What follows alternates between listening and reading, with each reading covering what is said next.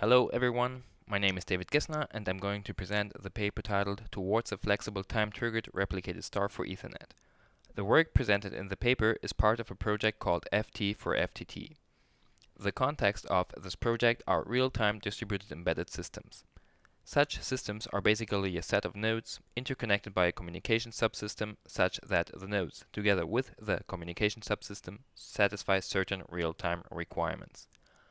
Previous projects have made such systems adaptable by ensuring that if the environment imposes new real-time requirements, the system can adapt to them.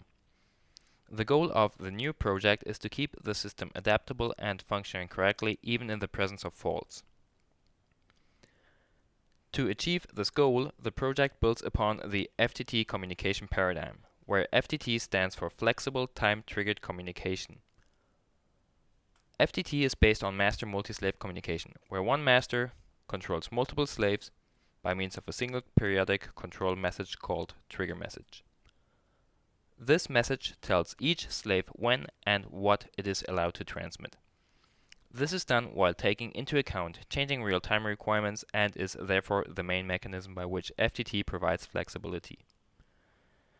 There exists previous work to make such systems fault-tolerant. However, this work only focused on tolerating master failures and failures within the communication subsystem, but it did not take into account the failure of slaves. FT4FTT, in contrast, focuses on the whole system.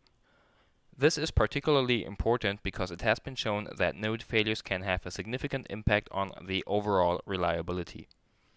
The design of FT4FTT can be divided into two basic blocks: the slave node subsystem and the communication subsystem. The focus of the paper I am presenting is the latter. Despite previous efforts, we tackle the reliability of the communication subsystem again for two main reasons. First, this subsystem should now not only tolerate its own failures, but also provide support for tolerating failures in the other subsystem. Second, all previous efforts for FTT were based on bus topologies, which have both reliability and performance limitations. The new approach is being designed to solve these issues. Specifically, the architecture presented in the paper is based on a switched Ethernet implementation of FTT where the master is embedded within the switch. Because this switch constitutes a single point of failure, we propose to replicate it. Now, for the slaves to be able to use the new replica, we need to add links from each slave to the new replica. The next step is to make it easy for a surviving replica to replace a faulty one. This is achieved by providing replica determinism, which means to ensure that both replicas provide the same results as long as they are non-faulty. To achieve replica determinism, some form of communication between the replicas is usually required. The paper therefore proposes an interlink between the two switches, which is also replicated to provide further fault tolerance. This is then the basic architecture presented in the paper for the communication subsystem of FT4FTT. Given this basic architecture, the paper discusses some ideas and alternatives for certain design decisions.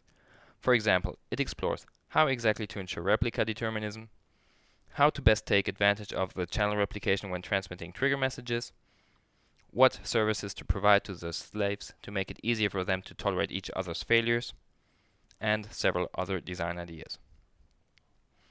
No final decisions have been made for any of these ideas. Deciding the exact details still remains future work at this moment, and is one of the next steps we will carry out. This concludes my presentation. Thank you very much for your attention.